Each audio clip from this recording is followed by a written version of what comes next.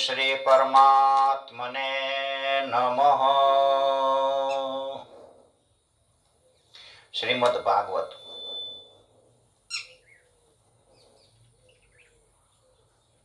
भक्ति की बात हमने जानी।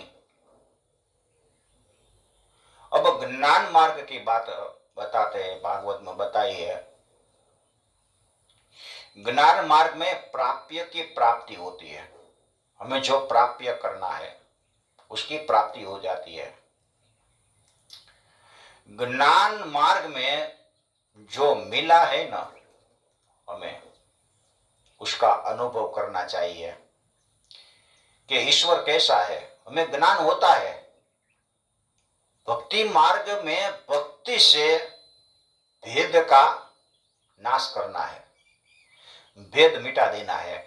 हम जीव और ईश्वर ऐसा भेद मानते हैं, तो भक्ति करके भक्ति मार्ग से उस भेद का विनाश करना चाहिए।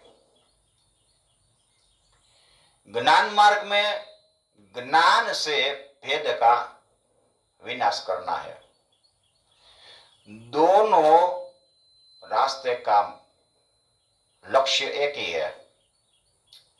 भक्ति मार्ग हो, ज्ञान मार्ग हो, सभी मार्ग में एक ही लक्ष्य है, परमात्मा को पाना। वैष्णवों के मार्ग के सिद्धांत अनुसार भक्ति जब हद से बढ़ जाती है ना,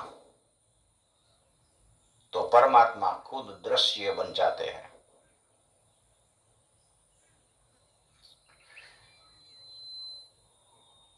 रासलीला के बाद कृष्ण अदृश्य हो गए और गोपियों ने भक्ति से कृष्ण का इतना स्मरण किया, इतना स्मरण किया कि परमात्मा खुद को दृश्य मान होना पड़ा। जो अदृश्य हो गए थे वो दृश्य में आ गए। जयति तेऽधिकं जन्मना व्रज श्रयत इंदिरा सस्वदत्र हि दयित दृश्यतां दिक्षुतावृका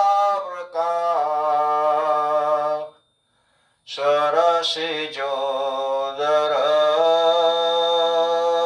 श्रीमृषा दशा।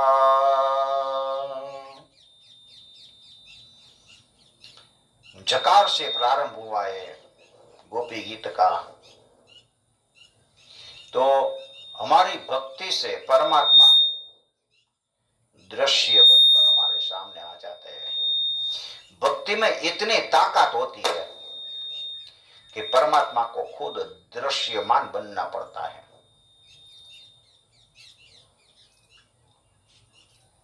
शीरा बनाते हैं ना हम गेहूं के आटे से,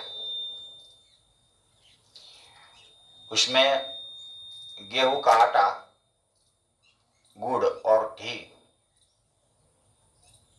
ये तीनों चाहिए। इसमें गेहूं की आटे की कीमत तो सस्ती है, मगर गेहूं के आटे के बिना शीरा नहीं बनता। आटा तो चाहिए, घी भी चाहिए, गुड़ भी चाहिए, सब कुछ चाहिए। तो तत्व दृष्टि से हम विचार करें तो घी की जितनी कीमत है उतनी ही कीमत गेहूं के आटे की है। गुड़ की कीमत इतनी ही है। सभी एक साथ एक प्रमाण में मिलेगा तो शीरा बनेगा। गेहूं का आटा, घी, गुड़, तीनों की पर्याप्त मर्यादा में जरूर पड़ती है।